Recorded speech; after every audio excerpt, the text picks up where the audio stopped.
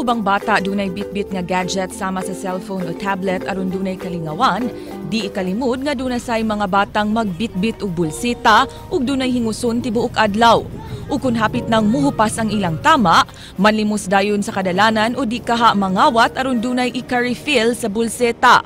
Kini ang hinungdan sa nagkadaiyang tawag kanila, Rugby o Volcasil Boys, BLS kun batang libud suroy, snatcher, mangunguot, child offenders. Apan na ila-ila gyud ba nato sila og tarong? Gigutong giuwaw kasi ginanganta pag-iusa, tabangan to sila. Usa ka grupo sa mga batang libud suroy ang among nahinabi usa ka gabii. Ilang gilimod nga tigamitan sila og drogas apan mitug-an rasab pagkataod-taod. Taguo nato sila sa mga ngang Jessie, 14 anyos, ug si Ralph, 13 anyos. Anong ganahan mo ka? Yung kay tama. Ano man? Kasi tama, ingalagot Kanang ko. maklan. For power. Ha?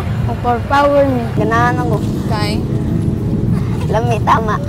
Mitugan sab ang duha, nga gawas nga manlimos o manaygon, manguot sab sila ug mang-snatch. Gani kadaghanang nadakpan silang Ralph ug Jessie sa mga pulis ug kay mga menor de edad, di sila mapriso subay sa juvenile justice law. Matod sa Department of Social Welfare and Development o DSWD, responsibilidad unta sa mga pulis nga i-turn over sa barangay ang mga madakpang menor de edad aron ipaubos sa intervention. Ila din within 8 hours from the rescue of the child, ila din siyang i-report adto sa Municipal Social Welfare Office. I-turn over nila. No? So, it is now the Municipal Social Welfare Officer to determine kung 15 years old and above kung ang child active with discernment or not. Apan inay intervention, pagpanagmal maoy mahiaguman sa mga bata gikan sa mga pulis. Kulatok mo bastro. Yatakan ko maayo, gitamakan ang tikin, di ko na lang matuto. Gito ako. Nitog anak ka to, baguman, gikurintayan ako, gipagawas na ako. Ipagawas ka to, gitamakan ka itong kuhan, murag share nila. Dugang sa mga bata, nga naanad na sila nga dagmalan ingon man mga kasakit tungod sa pait nga storya sa ilang mga kinabuhi. Grade 1 ra kutob si Jessie kay wa na ikapaskwela ang iyang mga ginikanan. Deft ang iyang mama samtang palahubog ang iyang papa. Di unta niya buot nga manlimos o mangawat apan. Pakulatahan ko sa papa ko din. Pasa di ko katarog sa eskwela kay pakalimuson ko din. Amadlok mo kumuli. Kumuli ko ma. Kulatahan mo ko mayon. Hiktan ko. Samtang si Ralph ug iyang 8 ka igsuon, dugay nang gibiyaan sa ilang amahan. Misugod ginigamit og drogas human maimpluwensyahi sa iyang inahan. Nakaibaw ng tiyabo kay nakakita ko sa akong mamagod kay manuyo plaza kung kuan ba. Pag-anak ko na asawa ni mama ba. Na kuan lang, nuyo plaza akong tubangan. Idolize baya sa mga bata ang mga parents, no? Kung unsa ilang makita sa ilang parent, ila po ng fundon. Matod sa sociology professor sa University of the Philippines Cebu, kining tanan masubay gihapon sa problema sa kakabus. Gani sa datos sa National Statistical Coordination Board, misaka na nga to sa 405,694 ang mga kabus nga pamilya sa Rehiyon 7 sa tuig 2012. Ang number one reason gabi mo makitaan, gipit na sila. Sud sa community, way klarong mga balay. So ang mga bata, dili magpundo sud sa balay kay wa man sila tarong nga Pinoyanan. Kani siya, problema ni siya sa gobyerno. Ang gobyerno gyud ang moatubang ani.